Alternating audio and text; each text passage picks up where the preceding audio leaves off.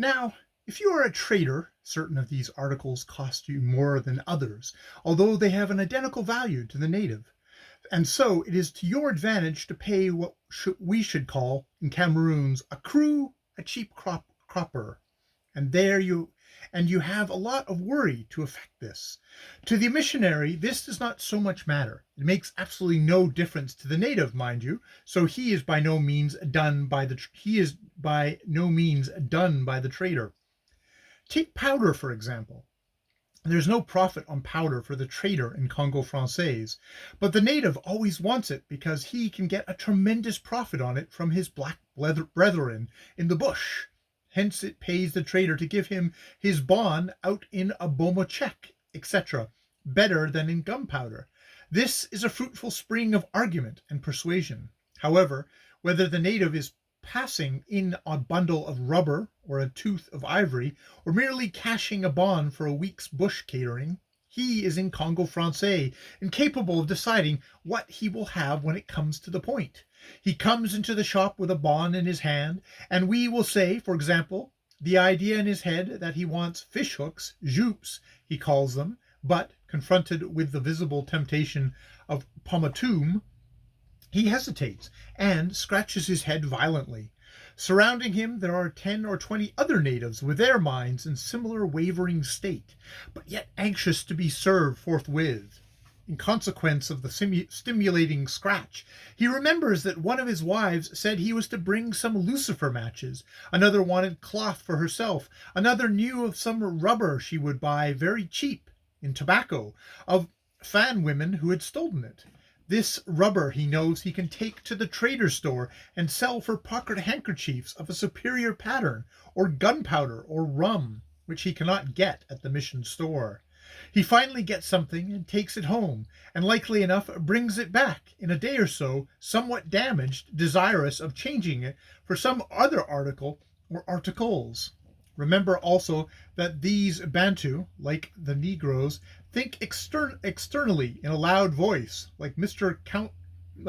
Kipling's "Und, he smells most awful vile," and if he be a fan, he accompanies his observations with violent dramatic gestures, and lets the customer's tribe or sex be what it may. The customer is sadly liable to pick up any portable object within reach under the shadow of his companion's uproar and stow it away in his armpit between his legs, or, if his cloth be large enough, in that. Picture to yourself the perplexities of a Christian minister engaged in such an occupation to storekeeping under these circumstances, with, likely enough, a touch of fever on him and jiggers in his feet, and when the store is closed, the goods in it requiring constant vigilance to keep them free from mildew and white ants.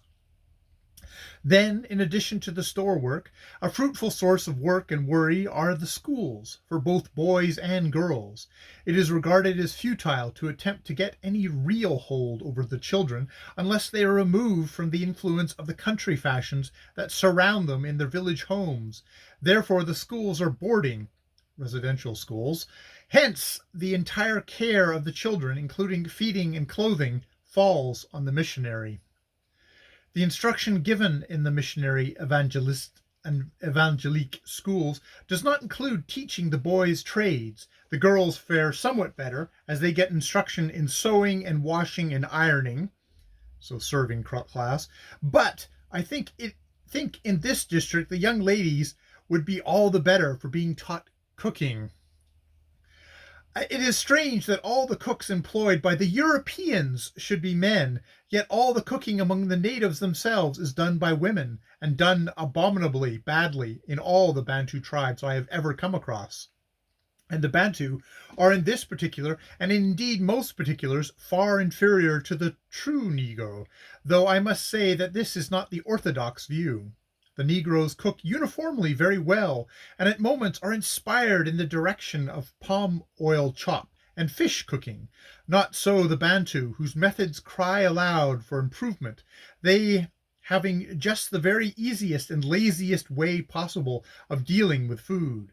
The food supply consists of plantain, yam, cocoa, sweet potatoes, maize, pumpkin, pineapple, and okras, fish both wet and smoked, and flesh of many kinds, including human in certain districts, snails, snakes, and crayfish, and big maggot-like pupae of the rhinoceros beetle and the Rhinoceros palmatorum. For sweetmeats, the sugar cane abounds, but it is only used chewed au natural. For seasoning, there is that bark that tastes like an onion distinctly passé, but powerful and permanent, particularly if it has been used in one of the native-made rough earthen pots. These pots have a very caveman look about them. They are unglazed, unlidded bowls. They stand the fire wonderfully well, and you've got to stand, as well as you can, the taste of the aforesaid bark that clings to them, and that of the smoke which gets into them during cooking operations over an open wood fire, as well as the soot-like color they impart to even your own white rice.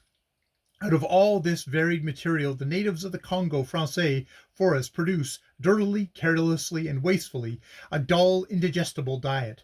Yams, sweet potatoes, okras, and maize are not so much cultivated or used as among the Negroes, and the daily food is practically plantain, picked while green and the rind pulled off, and the tasteless woolly interior baked or boiled, and the widely distributed manioc treated in the usual way. The sweet or non-poisonous manioc I have rarely seen cultivated, because it gives a much smaller yield, and is much longer coming to perfection. The poisonous kind is that in general use. Its great dahlia-like roots are soaked in water to remove the poisonous principle, and then dried and grated up, or more commonly beaten up into a kind of dough in a wooden trough that looks like a model canoe, with wooden clubs, which I have seen the curiosity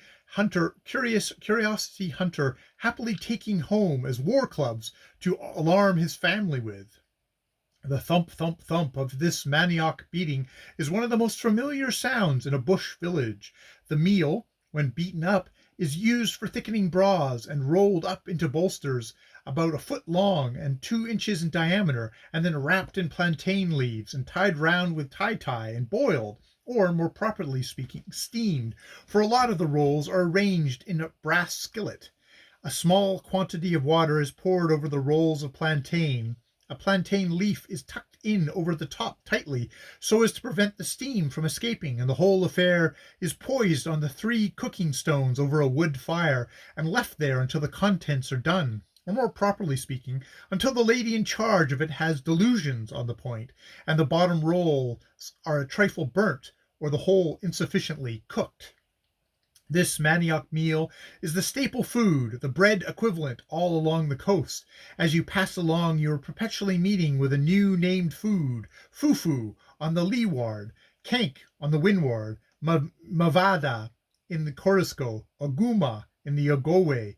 But acquaintance with it demonstrates that it is all the same manioc.